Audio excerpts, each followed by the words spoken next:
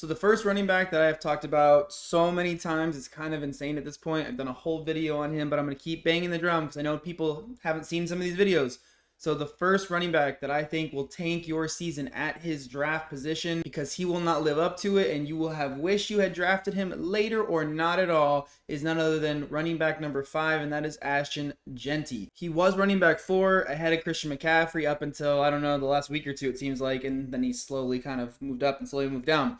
But still, even at RB5, he still has less than a 20% chance to pay off as an RB6 or higher. If you want to know where I got all this magical data from and where I'm getting 20% from, it is from a video I literally did on Ashton Jeanty, where I did the research on running backs who are drafted in the first round and how they perform in fantasy football in their rookie season.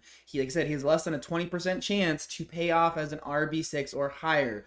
There's only been in this situation 3 guys, maybe 4 guys, I can't remember exactly because the video is about a month and a half ago, that ended up paying off as RB6 or higher in fantasy football. So the 3 names were Saquon Barkley, who's just a manimal, like the guy is a beast. I don't think he's Saquon. Sorry, if he was, he wouldn't have played at Boise State.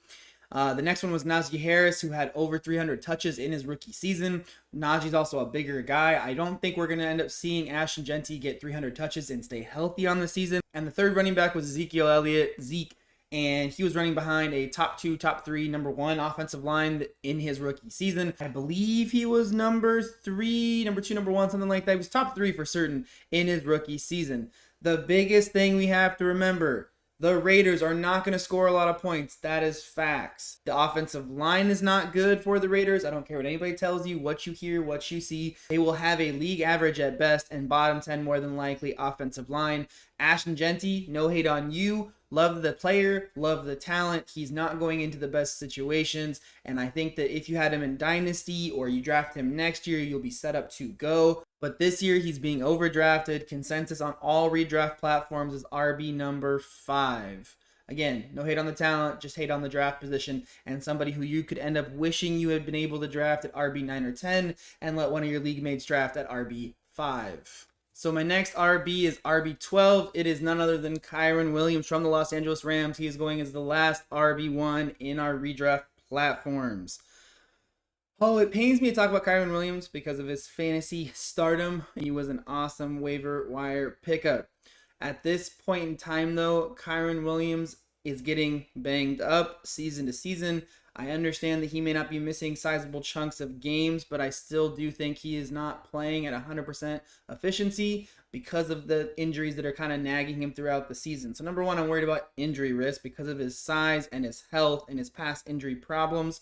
Number 2, the usage. The guy was top 5 in carries last year with guys like Saquon, Derrick Henry, Bijan Robinson, all of which are guys that, in my opinion, again, I haven't seen them in person, obviously, but just on tape, look a lot bigger and stronger than he does, which obviously would kind of go to say that they can take more hits and be healthier longer throughout the seasons. The other big thing that I don't think that's really being factored into his ADP right now of where he's being drafted is they brought in Davante Adams. Bringing in Davante Adams with Puka Nacua means that this team is going to want to pass the ball a lot. They are going to be really good at passing the ball too. Because when you have Puka on this side and Davante on this side, it is going to be very, very hard to stop the Rams passing offense with Matthew Stafford at the helm. They are going to be very effective and very electric, which I think sets it up where Kyren Williams is not going to be needed to be used quite as much, which is probably exactly what Sean McVay wants because he has, again, a lot of wear on his tires. The other big thing, too, he had a lot of touchdowns last season. A chunk of his production came off of his touchdowns and goal line carries. We also have to consider that the Rams did draft Blake Corum last year. And again, I'm not saying Blake Corum is going to take his job, but they also drafted Jarquez Hunter this year. Both of these guys were drafted in the last 2 years in the first 4 rounds of the NFL draft, which to me means they are trying to find a way to take some of the carries away from Kyren Williams, and they're hoping they can find somebody who's as efficient as he is to back him up. I'm not saying that Kyren Williams is going to lose his backfield. I'm not going to say he's going to not be the RB1 for his football team, the Rams.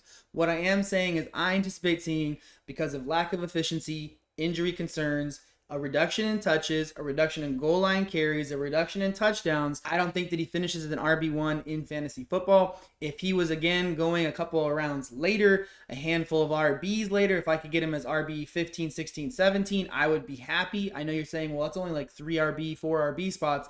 Yeah, I get what you're saying, but he's going as like a end of round 2, beginning of round 3, like he's going on the turn pick between the 2nd and 3rd round. If I could get him in the 4th or the 5th round, I would be much happier than having to take him at the end of the 2nd, beginning of the 3rd. So for me, he is not someone that I will be drafting, and I do think he's going to end up being somebody that you wish you wouldn't have picked, and that you would have picked another running back or a different wide receiver in his place. So the next RB for me is going to be RB 13. He is going consensus as RB 13 on all our redraft platforms. That is none other than James Cook. I talked about James Cook in another video, and a lot of people were out there saying like, no, I'm kind of crazy. The biggest thing that I see with James Cook is I wasn't really impressed with the tape. And yes, I did watch every Bills game last year, not just the Bills, but watched every Bills game, so I wasn't impressed with the tape. I thought Ray Davis was a serviceable enough backup. I know some people, when I made the other video, were like, oh yeah, but this is before he got paid, right? And so they were like, oh, well, it's because of the contract. No, it wasn't because of the contract. I thought he was going to get paid. It wasn't because of that. It's just because didn't like the tape, didn't like the usage, thought Ray Davis was pretty good. They should be able to split more snaps this coming season than they even did last year. The other big thing for James Cook, too, is last season he scored a lot of touchdowns. A lot of his fantasy value was based on touchdowns. I don't think that touchdowns are a stat that we can predict to be very similar season after season after season. I think there's a lot of variability in touchdowns and touchdown rate in general across all positions. So when a guy ends up being an RB1, like that's the group he falls in 2024, and the majority of that is because of his touchdown production, I don't like that. I don't want to predict the same level of touchdowns for James Cook next season. So because of that, I am out on James Cook as the RB13 in my draft, and hopefully you can kind of fade him a little bit too. If he falls a couple of rounds later, snag him. Obviously, he's going to be on a top 10 scoring offense. But as RB13, I think it's a little rich. If you can get him as like RB18, 19, like I said, a couple of rounds later, I think that would be a good pick at that point in time. I don't like him where he's going in the beginning, middle of the 3rd round, though. So for my last running back, I wasn't actually going to talk about him. I was just going to do these 3 guys. But as I was looking at the ADP list, he's still sitting there, and it makes me kind of nervous. So I did want to touch on him really quick. That is none other than RB15. That is Breece Hall. When it comes to Breece Hall, there is only one of 2 things that's going to happen. Either Breece Hall is going to be finishing probably right around where he is, about RB15. That's kind of realistic. He could go up higher, obviously. He could really, be amazing. Or this man is going to be in the nastiest timeshare you've ever seen. He's going to fall off the cliff because he is giving away carries to all these different running backs. He's losing goal line work. He's losing 3rd down work. That is a real reality based on what we've seen in the preseason.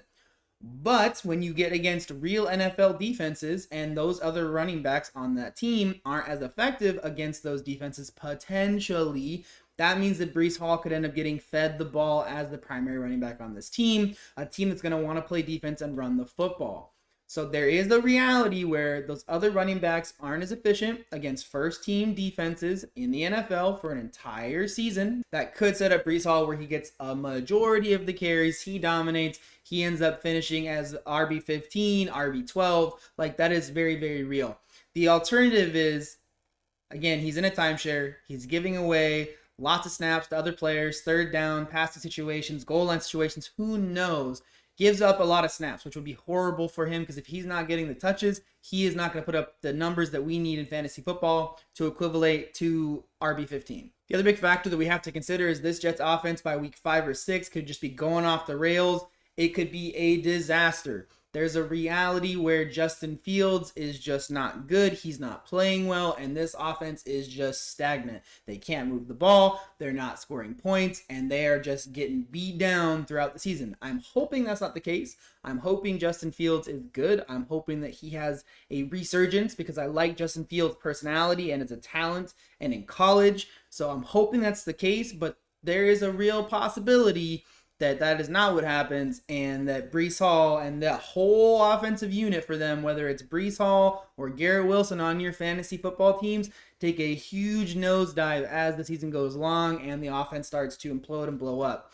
So, like I said, I wasn't going to talk about Breece Hall, but I did want to throw him in there because I was surprised he was still going as RB15. Again, it's one of those like home run swings. Either he's going to, in my opinion, live up and exceed where he's being drafted, or he is somebody who is going to detonate and blow up your fantasy football team, much like the other three guys who I think are being overdrafted and will not pay off at their current ADP on consensus redraft platforms. So those are my 3, and I guess now 4 running backs that I think that you should absolutely avoid in your drafts at cost. Not horrible running backs, but at cost. I do not think they will pay off compared to where they're being drafted, and you could have drafted somebody else who would have either exceeded or met where you draft them at versus those players.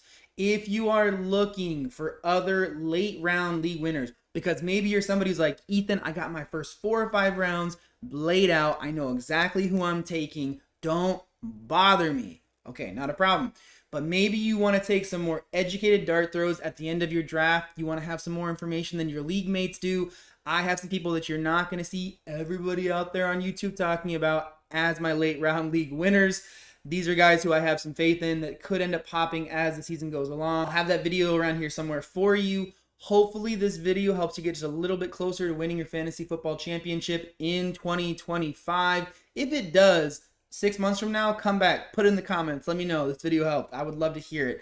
Don't do it right now, but then do it. Hopefully I'll see you guys again real soon. No, hopefully you guys will see me again real soon. And until then, y'all have a blessed day. Bye.